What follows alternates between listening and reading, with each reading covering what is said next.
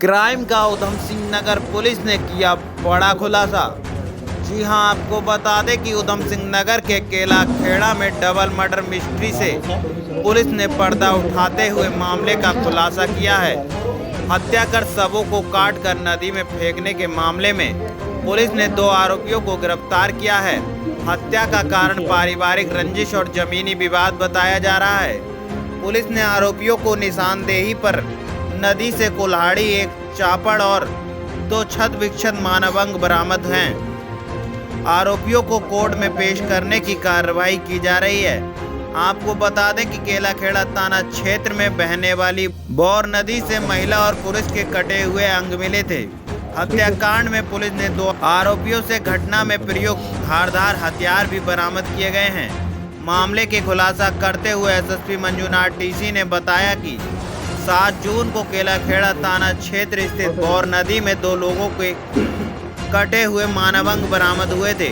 जांच के दौरान पता चला कि जोगेंद्र कौर निवासी ग्राम रामपुर काजी थाना केला खेड़ा 5 जून की रात से गायब थी, जिसकी गुमशुदगी थाने में दर्ज है।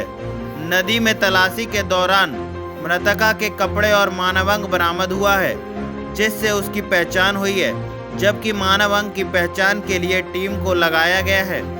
मृतक की बेटी सोनम कौर की तहरीर पर मुकदमा दर्ज कर जांच शुरू की गई। इस दौरान टीम को पता चला कि 5 जून की रात से गुरमीत सिंह निवासी ग्राम टुकड़ी बिचवा थाना नानकमता जिला उधम सिंह नगर से जो पिछले 6 माह से ग्राम रामपुर काजी में अपनी बेटी के ससुराल में रह रही थी, वह गुमशुदा है, जबकि मानवांग की पहचान गुरमीत सिंह के रूप में हुई। जांच के दौरान टीम को अहम सुराग हाथ लगे हैं।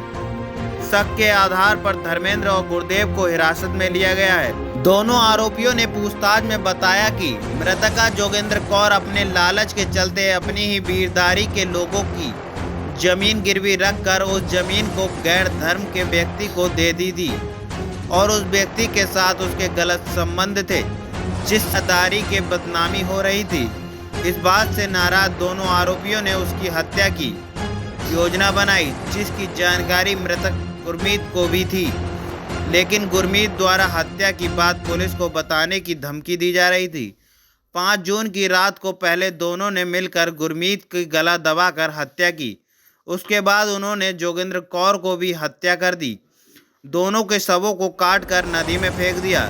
एक आरोपी गुरमीत को दामाद लगता था, जबकि दूसरा आरोपी जोगेंद्र कौर का भतीजा था। दिनांक 7/6/2023 को जो केला खेड़ा थाना क्षेत्र में एक छोटा नदी बहती है, वहाँ पे गांव हमारा गुलाब का माजरा और कौन सा है वो रामपुरा काजी के बीच में, तो वहाँ पर कुछ मानव अंग दिखे गए। उससे पिछले एक दिन पहले हमारा जोगेंद्र कौर करके एक औरत है, वही रामपुरा काजी की रहने वाली, वो जो सुबह से मिसिंग थी, उसको केला खेड़ा पुलिस ने शाम को ही गुमशुदगी दर्ज करा दी थी। 7 तारीख को जब ये मानव अंग मिलने से बहुत ज़्यादा सनसनी फैल गया है एंड उसके बाद शाम तक ये भी पता चल गया कि भाई वो पैर के गांठ से और कपड़ों से आइडेंटिफाई हो गए थे जोगेंद्र का है। तत्काल हमने 302 का मुकदमा लिख दिया था जोगेंद्र कौर पे, और विवेचना के दौरान हमने डीएनए टेस्ट को मिलान करने के लिए हमने जोगेंद्र कौर की बेटी का डीएनए टेस्ट की मिलान के लिए भेजा था। इसी विवेचना के दौरान हमको एक हैरतन चीज़ हमारी संज्ञान में आई कि उसी गाँव में एक और गुरमीत करके व्यक्ति है, वो भी मिसिंग चल रहा है उसी दिन से, तो उसकी भी हमने इस इन्वेस्टिगेशन में शामिल कर दिया। एक और पंजा मिला था, जिसमें एक इसमें नाखून नहीं था, बाद में वो भी आइडेंटिफाई हुआ, संभवतः है गुरमीत हो सकता है करके, तो हमें शक था कि ये डबल मर्डर है। तो धीरे धीरे गहनता से पूछताछ, सीडीआर, आईपीडीआर और टेक्निकल और मैनुअल, ये तीनों का समागम बोलिए, रिपीटेड राउंड्स ऑफ पूछताछ के बाद कहानी थोड़ा सा धुंधला से क्लियर होते जाएंगे। एंड जो गैप्स था लोगों की कहानियों में, ये डे 1 से ये पूछताछ किया जा रहा था इनसे, धर्मेंद्र से, जबकि गुरुदेव उसी दिन से भागा हुआ था। धर्मेंद्र हमको हमेशा कुछ इंपॉर्टेंट चीज़ों पे गुमराह करता रहा कि वो वहाँ पे नहीं गया था करके, बाद में सीडीआर में वो मैच हो गया। उसके बाद जो है जब चीज़ें खुल के आ गई, सीडीआर और सब चीज़ें, अन्य गवाह भी सामने आ गई, तो इसके द्वारा ये कबूला गया। बाद में कहानी ये निकलती है कि ये दोनों बहुत ज़्यादा नशे में थे और आदतन से नशेड़ी है, इनके ऊपर क्राइम्स भी है, और वो पूरा गांव जिसकी हम बात कर रहे हैं, बहुत ज़्यादा क्राइम्स है वहाँ पे, बहुत ज़्यादा, मतलब बहुत ज़्यादा, 302 307 तो आम बात है उस पार्ट ऑफ गांव में।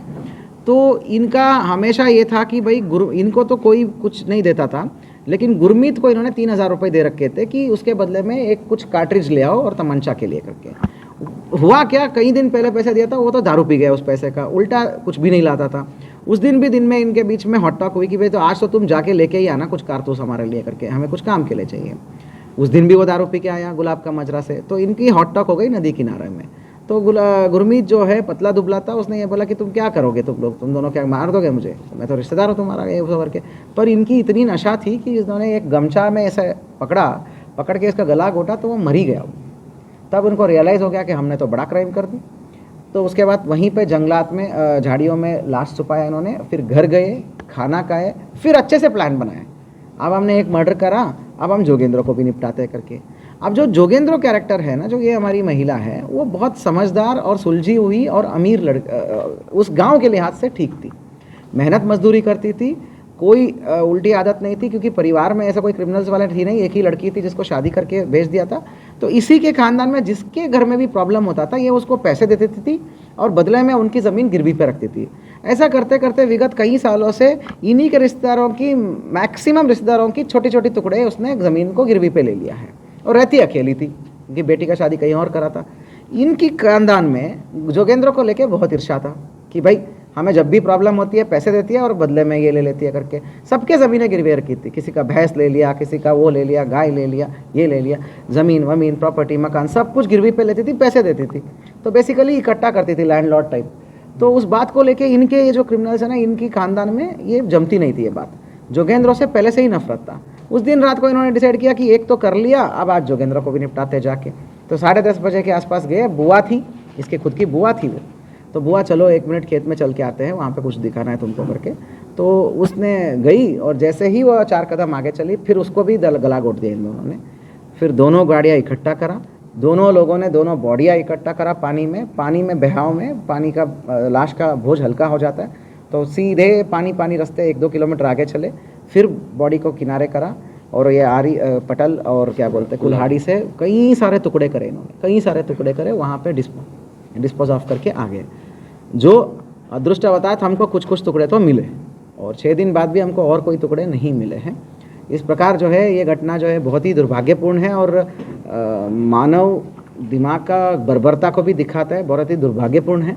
हम उम्मीद करते हैं कि वहाँ पे सीओ साहब को और एसएचओ को मैं निर्देश दे रहा हूँ कि लगातार जो है कुछ मतलब गुरुद्वारा और ऐसे संगठन हो गया, सामाजिक संगठनों से मिल के वहाँ पे अवेयरनेस सेशंस चलाइए और वहाँ पे खुद भी जाइए और उस गांव में जो है ये सब क्राइम से थोड़ा सा निकालना पड़ेगा ये सब, है ना। तो बट अंत में हमारी टीम को बहुत बहुत धन्यवाद और बधाई और शुभकामनाएं कि इतनी गहनता से, इतनी संवेदनशील मामला को लॉ एंड ऑर्डर भी टैकल करना था, पब्लिक को भी टैकल करना था, परिवार को भी हैंडल करना था, ऊपर से प्रेशर भी रहता है डबल मर्डर का। इसके बावजूद भी धैर्य और संयम के साथ काम लिया और बिल्कुल सलीके से इन्वेस्टिगेशन किया। इसको बोलते हैं ना, प्रोफेशनल पुलिसिंग का ही रिजल्ट मिलता है, भले डिलेड मिलता है पर सही मिलता है। हमारा डीजीपी साहब यही कहते हैं, तो इसी बात को मैं टीम को भी दोहराना चाहूँगा, प्रोफेशनल पुलिसिंग का कोई अल्टरनेटिव नहीं है, करते रहना चाहिए। बात करें डीएनए हो चुका है, हमने तीनों जो सैंपल्स लिया है, मानव अंग मिल चुके हैं, उनको अलग अलग डीएनए सैंपल मिला है